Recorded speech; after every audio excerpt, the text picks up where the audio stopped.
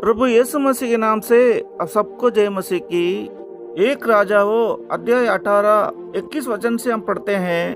और एलिया सब लोगों के पास आकर कहने लगा, तुम कब तक दो विचारों में लटको रहोगे? यदि यहोवा परमेश्वर हो तो उसके पीछे हो लो, और यदि बाल हो तो उसके पीछे हो लो। लोगों ने उसके उत्तर में एक भी बात ना कही। तब एलिया ने लोगों से कहा, यहोवा के नबियों में से केवल मैं ही रह गया हूँ, और बाल के नबी 450 मनुष्य हैं। इसलिए 2 बछड़े लाकर हमें दिया जाए, और वे एक अपने लिए चुनकर उसे टुकड़े टुकड़े काट कर लकड़ी पर रख दे, और कुछ आग ना लगाएं, और मैं दूसरे बछड़े को तैयार करके लकड़ी पर रखूंगा और कुछ आग ना लगाऊंगा।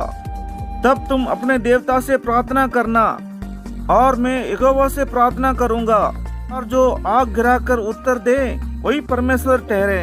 तब सब लोग बोल उठे, अच्छी बात। और एलिया ने बाल के नबियों से कहा, पहले तुम एक बछड़ा चुनकर तैयार कर लो, क्योंकि तुम तो बहुत हो।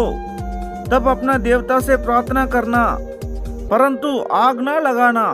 तब उन्होंने उस बछड़े को जो उन्हें दिया गया था लेकर तैयार किया, और भोर से लेकर दोपहर तक वो ये कहकर बाल से प्रार्थना करते रहे, हे बाल हमारी सुन, हे बाल हमारी सुन। परंतु ना कोई शब्द और ना कोई उत्तर देने वाला हुआ। तब वे अपनी बनाई हुई वेदी पर उछलते कूदने लगे। दोपहर को एलिया ने ये कहकर उनका टट्टा किया, ऊंचे शब्द से पुकारो, वो तो देवता है, वो तो ध्यान लगाया होगा, या कहीं गया होगा, या यात्रा में होगा, या हो सकता है कि सोता हो, और उसे जगाना चाहिए। और उन्होंने बड़े शब्द से पुकार पुकार के रीत के अनुसार चूरी और बर्चियों से अपने अपने को यहाँ तक घायल किया कि लहूलुहान हो गया। वे दोपहर भर ही क्या, वरन बेच चढ़ाने के समय तक नबूवत करते रहे, परंतु कोई शब्द सुनना पड़ा, और ना किसी ने उत्तर दिया और ना कान लगाया। तब एलिया ने सब लोगों से कहा, मेरे निकट आओ, और सब लोग उसके निकट आए। तब उसने यहोवा की वेदी की जो गिराई गई थी मरम्मत की। फिर एलिया ने याकूब के पुत्र की गिनती के अनुसार, जिसके पास यहोवा का ये वचन आया था, तेरा नाम इसराइल होगा, 12 पत्थर चाटे, और उन पत्थरों से यहोवा के नाम की एक वेदी बनाई। और उसने चारों ओर इतना बड़ा एक गड्ढा खोद दिया कि उसमें 2 सा बीज समा सके। तब उसने वेदी पर लकड़ी को सजाया, और बछड़े को टुकड़े टुकड़े काट कर लकड़ी पर रख दिया, और कहा, 4 घड़े पानी भर के होम बलि पशु और लकड़ी पर उंडेल दो। तब उसने कहा, दूसरी बार वैसा ही करो। तब लोगों ने दूसरी बार वैसा ही किया।